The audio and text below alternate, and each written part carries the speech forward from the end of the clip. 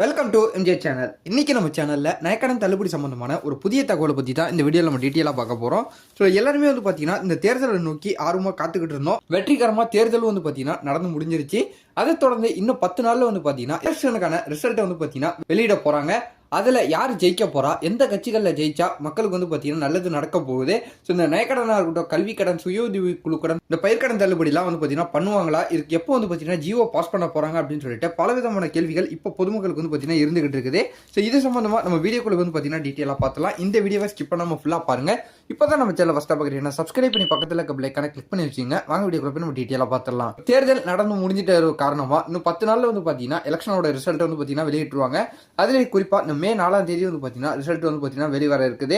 இல்லை யார் ஜெயிக்க போறாங்க அப்படின்னு சொல்லிட்டு எல்லாருமே அதிக எதிர்பார்ப்புல பார்த்தீங்கன்னா இருந்துகிட்டு இருக்கிறாங்க. டிஎம்கேவா, டிவிகேவா, ஏடிஎம்கேவா அப்படின்னு சொல்லிட்டு. ஸோ எப்படி இருந்தாலும் சரி, இப்போ நமக்கு கிடைச்சிருக்க தகவல் படி பார்த்தீங்கன்னா இந்த எலெக்ஷனுக்கு அப்புறம், அதாவது இந்த எலெக்ஷன் ரிசல்ட்டுக்கு அப்புறம் பார்த்தீங்கன்னா இந்த மே 4க்கு அப்புறம் இந்த நகைக்கடன் தள்ளுபடி சம்பந்தமான முக்கியமான ஒரு அறிவிப்பு பார்த்தீங்கன்னா வெளிவர போகிறதா ஒரு புதிய தகவல் ஒரு சில வட்டாரங்கள்லேருந்து இப்போ நமக்கு தெரியப்படுத்திக்கிட்டு இருக்கிறாங்க. இல்லை குறிப்பா 3 சவரன் நகைக்கடன் வச்சிருக்கிறவங்களுக்கு தள்ளுபடி பண்றதுக்கு நிறைய விதமான வாய்ப்புகள் இருக்கிறதா ஒரு தகவல் பார்த்தீங்கன்னா வந்திருக்குது.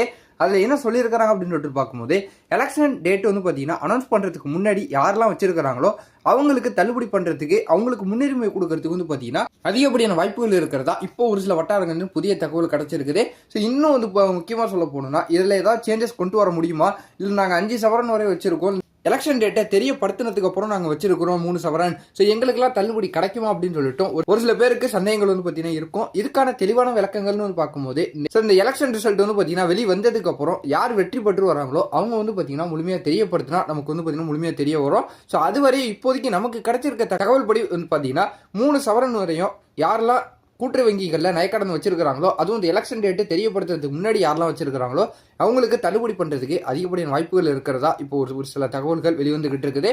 இது சம்பந்தமான அதிகாரப்பூர்வமான தகவல் தெரிய வந்தால் அதை நான் உங்களுக்கு அடுத்தடுத்த வீடியோவில் அப்டேட் பண்ணிக்கிட்டே இருக்கேன். ஸோ தொடர்ந்து நம்ம சேனலை வாட்ச் பண்ணுங்கள். இந்த தகவல் உங்களுக்கு பயனுள்ளதாக இருந்ததுன்னா உங்கள் ஃப்ரெண்ட்ஸ் ஃபேமிலி எல்லாருக்கும் ஷேர் பண்ணி விடுங்க. பார்த்து தெரிஞ்சுக்கிட்டே இது போல் வரது நல்ல தகவல், நல்ல அப்டேட்டோட உங்களை அடுத்தடுத்த வீடியோவில் பார்க்குறேன்.